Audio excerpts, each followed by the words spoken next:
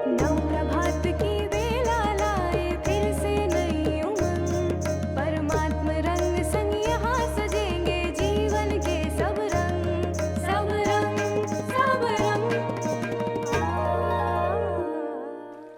नमस्कार, सुप्रभात। स्वागत है सबरंग कार्यक्रम में आप सभी प्यारे प्यारे दर्शकों का। मित्रों, कहते हैं कि अच्छे व्यवहार का भले ही कोई आर्थिक मोल ना हो, लेकिन अच्छा व्यवहार करोड़ों दिलों को खरीदने की ताकत रखता है। और अच्छे व्यवहार का जो आधार है वो हमारी अच्छी सोच है, अच्छे विचार है। क्योंकि अच्छे विचार अंदर जब उपजते हैं तभी वो बाह्य रूप से हमारे व्यवहार में दिखाई देता है, जिसके माध्यम से हम लोकप्रिय बनते हैं, जिसके माध्यम से हम लोगों के दिलों पर राज्य करते हैं, जिसके माध्यम से हम जिस भी महफिल में जाते हैं वहाँ छा जाते हैं। और हमारे जाने के बाद भी लोग हमें याद करते रहते हैं, हमारी बातों को याद करते रहते हैं। और यही कारण है कि हम भी रोज़ सुबह शुरुआत करते हैं सुंदर सुवाक्य से। आइए सुनते हैं आज का सुवाक्य। बुरी बात ये है कि समय कम है, मगर अच्छी बात ये है कि अभी भी समय है। स्वामी विवेकानंद। कितना सही और दमदार जोश है इस सुविचार में। जी हाँ, समय भले ही कम है पर अभी खत्म नहीं हुआ है। बीता हुआ समय किसी भी कीमत पर वापस नहीं आ सकता, परंतु ये भी सच है कि आने वाला समय हमेशा अपने साथ अनगिनत अवसर लेकर आता है। परमात्मा शिव भी समय की महानता का एहसास कराते हुए हमें ये याद दिलाते हैं कि एक एक घड़ी, एक एक श्वास हमें सफल करना है। तो आइए आज से बीते हुए कल को भूलकर आने वाले कल की तैयारी करें। मित्रों, प्रतिदिन का सुविचार हमें ज़मीन से जोड़े रखता है, हमें विनम्र बनाता है, बहुत ही व्यवहारिक बना देता है, जैसा आज भी हमने सुना। और इसके विपरीत जब व्यक्ति को अहम आ जाता है तो लोग कहते हैं आम तौर पे बोलचाल की भाषा में कि तुम्हें चर्बी चढ़ गई है क्या? और इसका अर्थ होता है कि तुम बहुत अभिमानी हो गए हो क्या? तो एक तो वहाँ चर्बी का अर्थ होता है, और दूसरा कई बार ये भी कहा जाता है कि शरीर में चर्बी नहीं चढ़नी चाहिए, ये स्वास्थ्य के लिए ठीक नहीं है। और हम भी ये आजकल देखते हैं कि लोग जो फैट्स हैं उससे बहुत दूर रहने की कोशिश करते हैं, वसा युक्त जो भोजन है उससे दूर रहने की कोशिश करते हैं। लेकिन क्या आप जानते हैं कि सीमित मात्रा में, संतुलित मात्रा में इसकी शरीर को बहुत ज़्यादा आवश्यकता भी है। तो आइए आज आपकी सेहत आपके हाथ में हम सुनते हैं वसा के बारे में।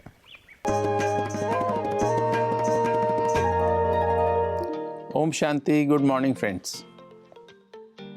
फैट हमारे भोजन में कितना हो, किस फॉर्म में हो, इसके बारे में काफ़ी ज़्यादा कन्फ्यूजन है।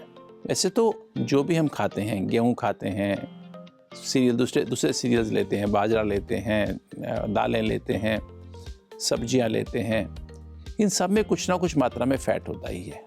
15% जो फैट अवेलेबल प्रेजेंट होता है जो कि हमें दिखाई नहीं देता है। अगर आपको हार्ट की बीमारी, डायबिटीज़ है तो एक्स्ट्रा फैट की एक्चुअली आवश्यकता नहीं है। आपको नेचुरली अवेलेबल है, आपकी हर चीज़ में अवेलेबल है। तो सैचुरेटेड फैट जैसे कि देसी घी है, वनस्पति है और कोकोनट ऑयल में, ये जो है इसमें सैचुरेटेड फैट अधिक मात्रा में होता है।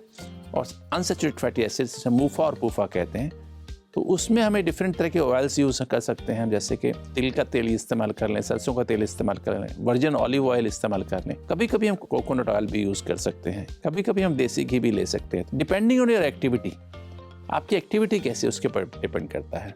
15 से 20% सीडेंटरी वर्कर्स के लिए, 20 से 30% मॉडरेट वर्कर्स के लिए, और मोर देन 30% से अगर आप बहुत हैवी काम करते हैं, खेतों में काम करते हैं, मजदूरी करते हैं, तो आप ज़्यादा मात्रा में फैट्स ले सकते हैं।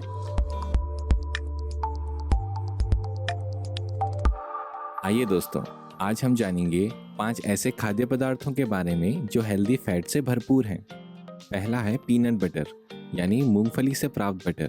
100 ग्राम पीनट बटर में 51 ग्राम हेल्दी फैट होता है। दूसरा है अलसी, 100 ग्राम अलसी में 42 ग्राम हेल्दी फैट होता है। 100 ग्राम अलसी के तेल में 100 ग्राम हेल्दी फैट होता है। तीसरा है चीज़। 100 ग्राम चीज़ में 33 ग्राम फैट होता है। चौथा है अखरोट। 100 ग्राम अखरोट में 65 ग्राम हेल्दी फैट होता है। पांचवा है सूर्यमुखी के बीज। 100 ग्राम सूर्यमुखी के बीज में 51 ग्राम हेल्दी फैट होता है। छठा है नारियल। 100 ग्राम नारियल में 33 ग्राम हेल्दी फैट होता है। सातवां है कद्दू के बीज। 100 ग्राम कद्दू के बीज में 19 ग्राम हेल्दी फैट होता है। तो ये थे कुछ हेल्दी फैट के स्रोत। मित्रों, हमारे विशाल आध्यात्मिक देश के किसी भी कोने में आप चले जाएं, वहाँ आपको अपनत्व मिलता है। वहाँ की माटी आपको अपनी माटी प्रतीत होती है। वहाँ की हर बात से आप अपने आप को जुड़ा हुआ महसूस करते हैं। और जिन नई नई बातों को हम जानते और समझते भी चलते हैं, तो और भी गर्व से हमारा सीना चौड़ा होता चलता है कि हमारा देश कितना महान है, कितना श्रेष्ठ है। स्पिरिचुअल इंडिया में इसीलिए देश के अलग अलग भागों में हम आपको लिए चलते हैं और वहाँ की कला, संस्कृति और आध्यात्म के दर्शन कराते हैं। आज आप हमको वहाँ लिए चल रहे हैं जो क्रांतिकारियों की भूमि रही है, जहाँ से आध्यात्म की खुशबू भी पूरे देश में फैलती रही है और जहाँ की मिष्ठान, मिठाइयाँ तो जग प्रसिद्ध हैं। जी हाँ, सही पहचाना आपने, मैं बंगाल की बात कर रहा हूँ। आइए स्पिरिचुअल इंडिया में आज देखते हैं बंगाल को। पश्चिम बंगाल। भारत का इतिहास यहाँ के इतिहास के बिना अधूरा है। इस भूमि में आध्यात्मिक नेता, महान दार्शनिक, अखंड देशभक्त जैसे स्वामी विवेकानंद, रामकृष्ण परमहंस, श्री औरोबिंदो, सुभाष चंद्र बोस, मदर टेरेसा आदि हुए हैं। वहीं भारत का राष्ट्रगान लिखने वाले महान साहित्यकार रविंद्रनाथ टैगोर जी का जन्म भी यहाँ हुआ है। बंगाल की राजधानी कोलकाता को सिटी ऑफ जॉय भी कहा जाता है। यहाँ है हमारे देश की सबसे बड़ी पब्लिक लाइब्रेरी। वैसे तो दुर्गा पूजा पूरे भारत में मनाई जाती है, लेकिन कोलकाता के दुर्गोत्सव की बात ही निराली है। पश्चिम बंगाल में सुंदरबंस, सिलीगुड़ी, दार्जिलिंग जैसे सुंदर हिल स्टेशन और आकर्षक जगह भी हैं। पश्चिम बंगाल प्रसिद्ध है अपने संस्कृति, अपने साहित्य तथा अध्यात्म के लिए। यहाँ ब्रह्म कुमारी संस्था मनुष्य के दुर्गुणों को मिटाने का कार्य तथा राजयोग की शिक्षा जन जन तक पहुँचाने का कार्य कर रही है। ये थे पश्चिम बंगाल के बारे में कुछ अनूठे पहलू। मित्रों, बचपन में दादी या नानी के मुख से आपने ये कहानी ज़रूर सुनी होगी कि पिताजी ने अपने चारों बच्चों को बुलाया, मृत्युशैया पे लेटे हुए थे और एक एक लकड़ी दी तोड़ने को। सबने तोड़ दी। बाद में उन्होंने लकड़ियों का गट्ठा दिया, तोड़ने को कहा, कोई नहीं तोड़ पाया। पिताजी ने महत्व समझाया, एकता में बहुत बल है। अकेले रहोगे, टूट जाओगे, कोई महत्व नहीं रहेगा। और यही बात न केवल परिवार के लिए है, वरन जहाँ कहीं भी हम हैं वहाँ इस बात का बहुत ज़्यादा महत्व है। आज कुछ ऐसी ही महत्वपूर्ण बात हमारे बीच लेकर आ रहे हैं प्रोफेसर राजीव शर्मा जी। आइए ज़रा ये भी सुने। सभी देखने सुनने वालों को प्रोफेसर राजीव शर्मा का नमस्कार। बहनों और भाइयों, एक बार एक व्यक्ति एक ठेले पर बेच रहे अंगूर वाले के पास अंगूर खरीदने के लिए गया।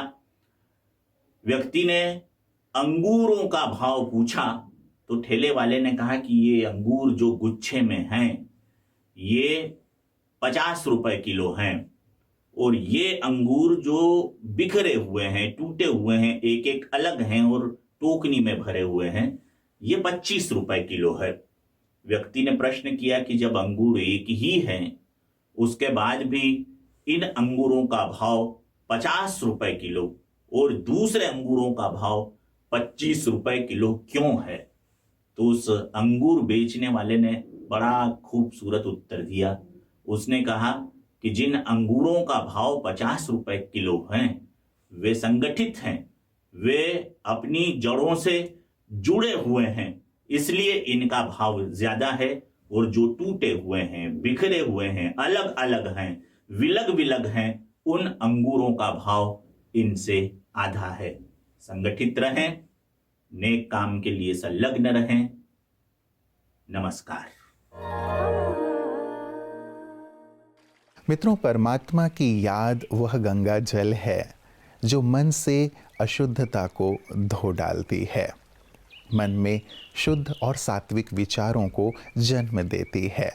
और यही सुंदर कार्य ब्रह्मा कुमारीज कर रही हैं, सबके मन को शुद्ध करना, शांत करना और अच्छे विचारों से भरना। तो किस प्रकार ये परमात्मा की गंगाएं अलग अलग स्थानों पर अपनी सुंदर सेवाएं कर रही हैं, आइए देखते हैं पीस न्यूज़ हाइलाइट्स में।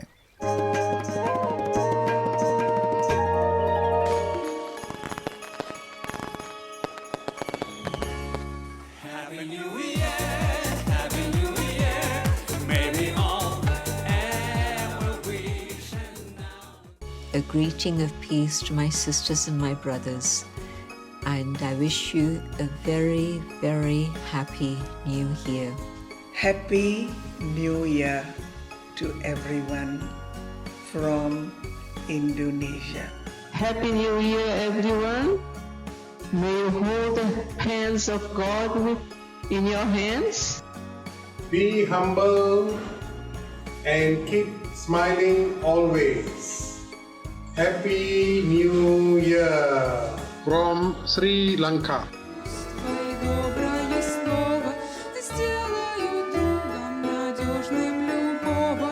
Будут повсюду с утра до утра чудо являть пожелания. All good wishes for a very peaceful, happy and healthy New Year from London. Wishing you a very happy New Year from Australia. A time of newness, a time of joy. Happy New Year. Happy New Year from Manchester, UK. Happy New Year. From Vancouver in Canada, Happy New Year! Happy and wonderful New Year 2022.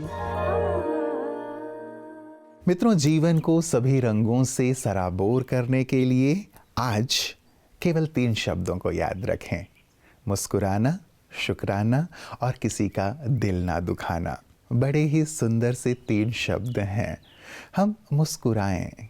परमात्मा ने इतना सुंदर जीवन दिया है, अपनी प्राप्तियों को देखते हुए हम अपने चेहरे पर एक सुंदर सी मुस्कान रखें और दूसरों को भी मुस्कुराने का एक सुंदर अवसर दें। साथ ही जो भी हमें मिला है उसके लिए ईश्वर का शुक्रिया अदा करते चलें। अन्य लोगों के लिए भी हम अपने मन में शुक्राना के भाव रखें। जिन्होंने कभी भी हमें मदद की है उन्हें शुक्रिया अदा करते चलें। छोटी सी छोटी बात के लिए भी शुक्रिया अदा करें। आप देखेंगे उनके चेहरे पे भी मुस्कान आएगी और साथ ही उनका मदद करने का ये गुण भी बढ़ता चला जाएगा। और साथ ही हम किसी का दिल ना दुखाएं। यदि हम किसी का दिल नहीं दुखाएंगे तो हमारा दिल भी कभी परमात्मा दुखने नहीं देंगे। और यदि हम ये करते चलते हैं तो सचमुच जीवन आनंद से, खुशहाली से परिपूर्ण होता चलेगा। जीवन सुंदर रंगों से भरता चलेगा, जो हमारी कामना है। तो अपना ख्याल रखिएगा। कल सब रंग में इसी समय पुनः आप सबसे मुलाकात होगी। नमस्कार। ओम शांति।